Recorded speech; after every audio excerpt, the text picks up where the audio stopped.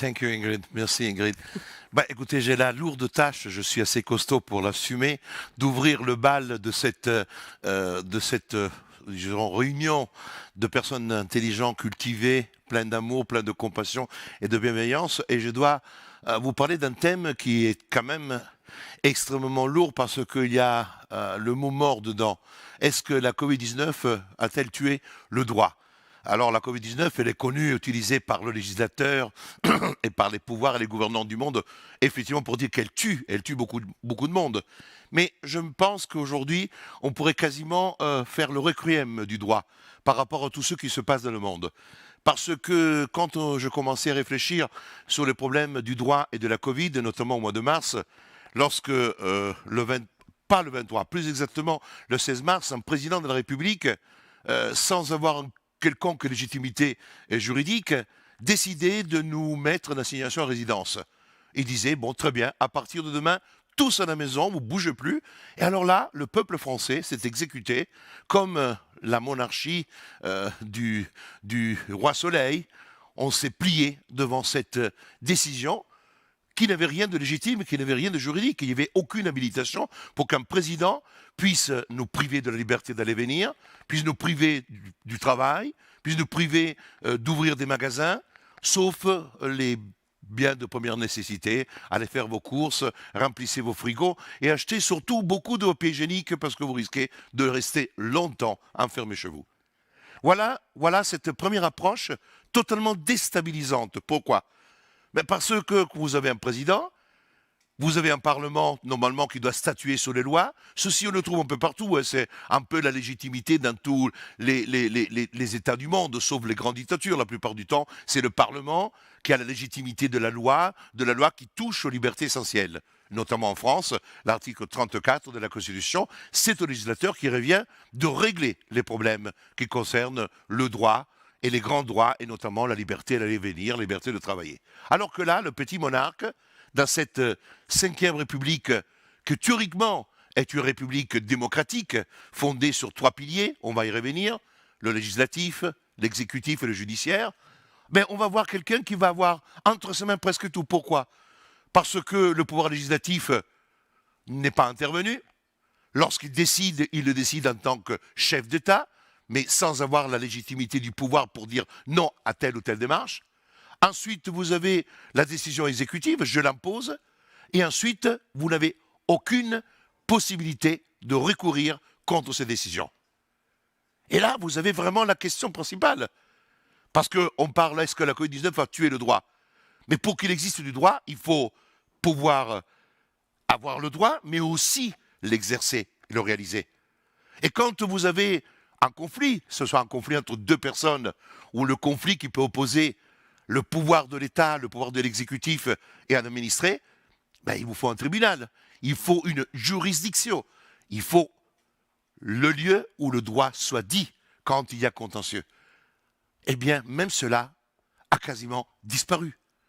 À partir de ce moment-là, comment pouvons-nous parler encore de droit, de loi? Alors il y a une confusion énorme, parce que souvent on parle de la loi. Alors la loi, attention, le danger de la loi, parce que même en Corée du Nord, on fait des lois. Même dans la dictature coréenne, on utilise la loi pour imposer au peuple l'exercice de telle ou telle pratique ou de telle ou telle action.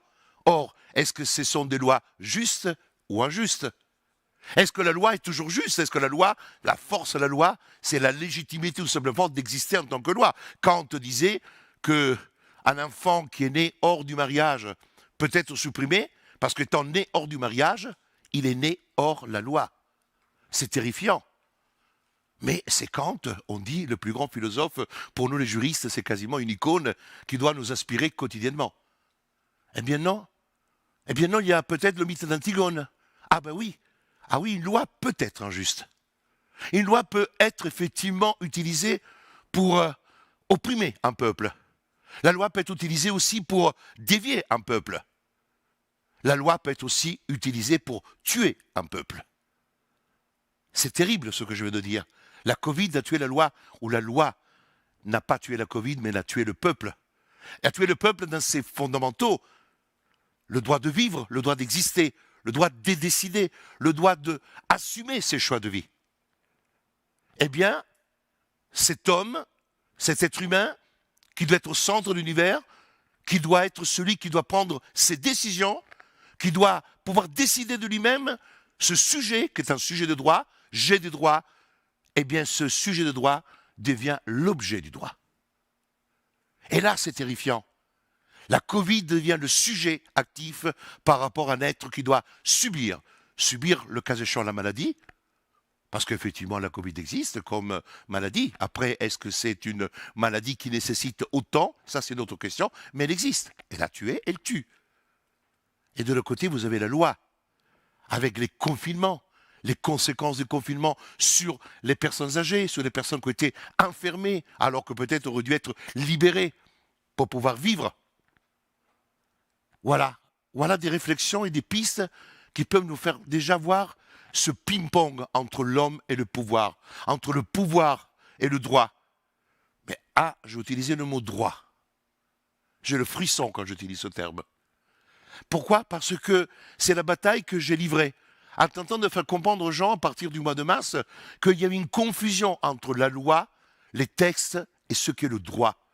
Le droit, c'est quelque chose d'immanent, c'est quelque chose qui transcende l'homme, c'est quelque chose qui doit nous inspirer, c'est quelque chose qui devrait aspirer le législateur, ou aspirer au droit. La loi est une composante du droit, comme les règlements, comme n'importe quelle norme, même une norme morale, peut être effectivement une source du droit si effectivement elle est conçue comme telle. C'est pour ça que je suis là en train de dire, est-ce que la Covid a-t-elle tué le droit? Je pense que la Covid est en train de tuer les lois, le sens de la loi, la force de la loi, la croyance légitime que chaque être humain, que chaque citoyen, que chaque administré peut avoir dans le pouvoir. Parce que quand on voit l'usage qui est fait des textes, d'un règlement, utilisé comme on peut changer la pancarte d'une rue pour décider qu'il faut se garer à droite ou à gauche, est-ce que ça c'est du droit? Est-ce que c'est bien de dire un jour vous êtes confiné, demain vous ne l'êtes pas, demain on ouvre le magasin, demain on le ferme, demain on ouvre? Est-ce que c'est ça le droit? Le droit c'est une règle permanente, générale, abstraite, qui doit être comprise, appliquée, alors que là, le droit devient effectivement cette utilisation du fouet sur la personne. Et puis le droit comporte une sanction. Et là aussi, on voit la criminalisation du comportement humain face à la santé. Quelque chose de grave, de dangereux. On entendra un confrère canadien qui va nous dire peut-être les sanctions qu'aujourd'hui risque un Canadien si sort de chez lui, c'est des sommes énormes, 5 000 $, 8 000 $. Alors les gens, évidemment, disent plutôt que payer des amendes, je vais partir au Mexique en vacances. Je me porterai mieux. La criminalisation, le comportement criminel. Nous sommes aujourd'hui tous des criminels. Il y avait quelqu'un qui a dit « We are all consumers ». Non, nous sommes tous des criminels aujourd'hui face à la Covid. Mais pourquoi? Pourquoi cette utilisation? Pourquoi cette utilisation de la loi, mais plus que la loi, du règlement? Pourquoi je dis cela? Parce que quand je disais en introduction, les parlements ont abandonné leur pouvoir. Mais est-ce que les parlements n'ont jamais eu le pouvoir? Est-ce qu'il existe encore aujourd'hui un parlement qui soit digne de porter ce nom, des députés, des sénateurs qui représentent le peuple, qui exercent la démocratie, qui est celle qui justifie que nous puissions accepter les lois ou les obligations? Pourquoi il y a autant aujourd'hui de réticence, autant de réactions? Pourquoi aujourd'hui les peuples semblent vraiment se soulever? Alors au début, on traitait les quelques voix isolées qui sur les réseaux sociaux se permettaient de critiquer la pensée unique et commençaient à faire des références comme une vision orwellienne de la vie, 1984, et ainsi de suite. Les lanceurs d'alerte qui étaient connus aussi pour autre chose, qui se sont glissés dans ce qui était ce gros mensonge. Eh bien, là, il y a eu un début de réflexion. Alors au début, on les a traités de complotistes. Le complotisme, ce mot qui est devenu galvaudé, utilisé comme un plaisir de la part de ces démocraties mourantes, pour pouvoir infliger encore plus la sanction à celles et ceux qui ont le courage de dire non à la pensée unique, courage de dire non au mainstream. Mainstream, le pouvoir médiatique, on l'a oublié. La trilogie, Montesquieu, l'esprit de loi, le législatif, l'exécutif, le judiciaire. Mais si Montesquieu avait été là, à ma place, à côté de moi, il aurait dit « Mais Carlo, tu oublies le pouvoir médiatique ?» Oui, mais je dois l'introduire, le glisser dans mon thème sur la Covid qui a tué le droit. Oui, tu dois le glisser. Pourquoi? Parce qu'il y a l'arme de la parole, l'arme de la pensée, l'arme du conditionnement. On a connu que pour exercer certaines dictatures ou certains droits les plus machiavéliques comme le nazisme, il y avait un ministère de la propagande. C'est-à-dire qu'on avait à l'intérieur du système politico-législatif la propagande essentielle pour pouvoir conditionner. Parce que faire passer parfois des lois injustes, ben si vous faites un lavage du cerveau, vous arrivez à le faire. Eh bien, on n'a même pas eu besoin de créer la propagande. Nous l'avons eu de facto avec tout le mainstream et tous les médias qui se sont mis au service de la loi, pas au service du droit. Et ça, c'est quelque chose de très important. Parce que quand vous n'avez même plus la possibilité de débattre dans ce qui est un principe essentiel, la liberté d'expression, parce que dans tout ça, il y a le droit de pouvoir s'exprimer, parce que quand il y a une loi, quand il y a un texte, il y a la possibilité dans une démocratie de pouvoir la discuter. Non, on nous a enlevé même cela, le droit de s'exprimer, d'avoir ses opinions, de manifester. Toutes les démocraties ont pris des mesures restrictives dans toutes les expressions. La Covid a tué le droit à l'expression. Nous sommes comme des parias sur les réseaux, frissonnant face à YouTube, Facebook, Google. Ah, ils vont me couper, ils vont me censurer. Oula, il faut que je cache le mot pour que je puisse pouvoir dire ce que je pense, parce que si tu ne dis pas ou tu mets le mot, l'algorithme va me gérer. Nous sommes gérés par des algorithmes. Ça veut dire quoi? C'est le cerveau des politiques qui a été transféré dans une machine, ou c'est la machine qui a remplacé aujourd'hui le cerveau des politiques et des députés, des sénateurs dans la gestion de la Covid? Oui, la Covid a peut-être tué la loi, mais la Covid n'a pas tué le droit. Parce que si je suis là, c'est parce qu'effectivement, je crois que le droit peut être encore le sauveur. Le sauveur de l'humanité, oui, le sauveur de l'humanité. Parce que de toute façon, si Robinson, quand on rencontrait vendredi, n'avait pas glissé la règle, il se serait entretué. La règle est essentielle, à quelque niveau que ce soit. Par conséquent, le droit, on doit avoir la confiance de le chercher tous les jours. Pour le chercher comment? Le problème qui se pose, c'est la juridiction. Et c'est là qu'il se pose aussi la question, où je vais réclamer mon droit? Là, c'est un point très important parce que j'ai des droits. Alors, on peut se remplir la bouche des droits de l'homme, des déclarations magnifiques du 26 août pour la France, les déclarations, la convention d'Oviedo, etc. Tous des textes magnifiques que quand on les lit, on se dit, mais c'est pas possible qu'on puisse abuser de moi de cette manière. Mais où je vais faire valoir mon droit? Vais-je devant la Cour européenne des droits de l'homme? Ah oui, bien sûr que dans l'exercice normal de nos droits, quand il y a le citoyen qui se veut mettre en garde à vue et qu'il a passé trop d'heures sans avoir d'avocat, alors on va voir la Cour européenne qui va infliger la sanction à tel pays parce que tu n'as pas respecté cela. Et on dit, oh là là, regardez, c'est génial. La Cour européenne des droits de l'homme a reconnu mon droit du respect de la présomption d'innocence. Ouais, ça oui, peut-être. Mais ça ne va pas changer le monde. Ça touchera les quelques personnes placées en garde à vue.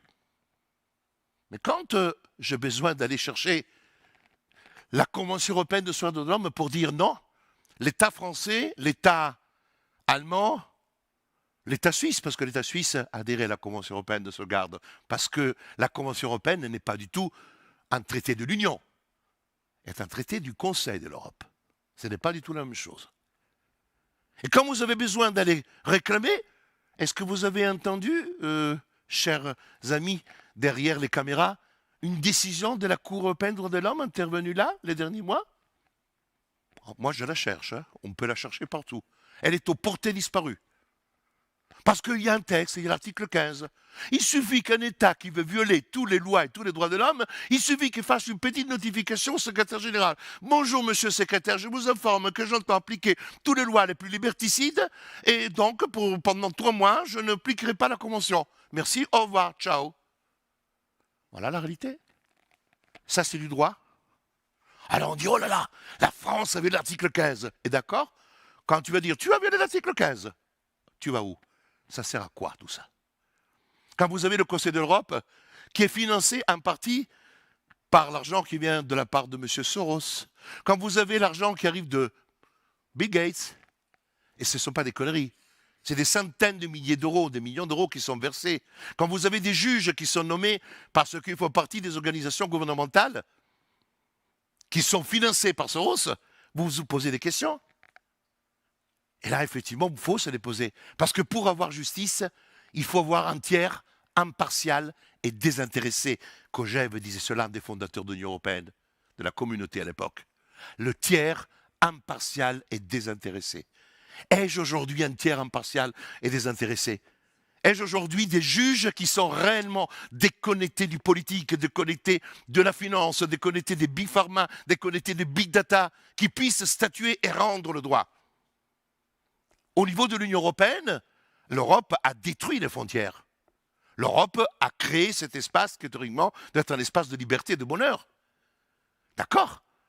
Eux, ils peuvent décider de confluer leurs énergies dans la Commission, ils peuvent négocier les médicaments à des prix battant toute concurrence, ils peuvent décider de nous attaquer, de nous infliger des sanctions au niveau de chaque État, mais quand moi j'ai besoin d'aller chercher du droit, dans le cas de l'Europe, je veux faire quoi? Est-ce que j'ai une juridiction européenne en dehors de la Cour de justice? La Cour de justice, elle est là que pour l'application des traités ou des règlements. Donc ce n'est pas là que je trouverai ma source pour aller battre les lois liberticides ou les textes liberticides ou les décrets. Je ne trouverai pas. Il me reste à la justice interne. Je vais quoi? Devant le Conseil d'État? Les conseils d'État de la plupart des pays où les juridictions administratives sont souvent des fonctionnaires qui siègent.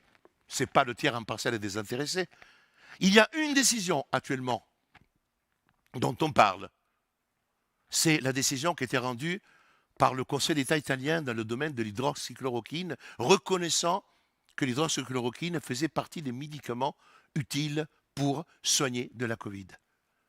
C'est un événement extraordinaire.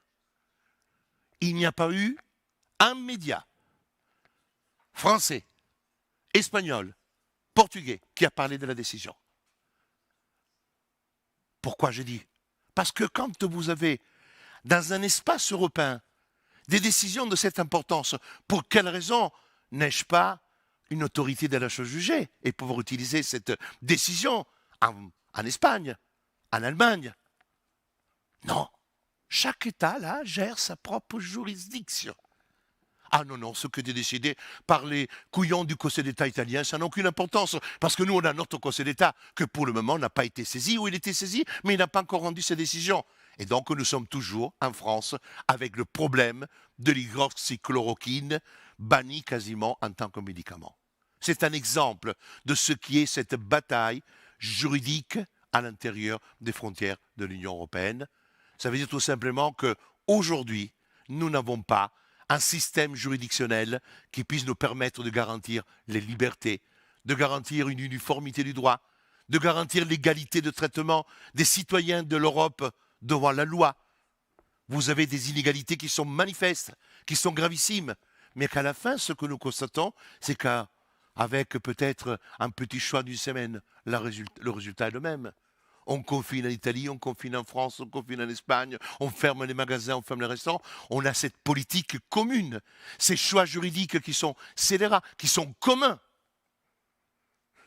Le problème qui va se poser, chers amis, c'est que si aujourd'hui, il n'y a pas de notre part, et ce summit le permet, cette réunion, d'avoir une vision transversale et de constater que lorsque nous sommes autour de la table, on entend les mêmes problèmes au Canada, en Espagne, au Portugal, en Italie, la même approche, eh bien c'est là que nous devons avoir cette vision que si nous ne lions pas de manière horizontale celles et ceux qui ont la force de comprendre que ce que nous sommes en train de vivre est quelque chose de scélérat, nous allons perdre nos libertés.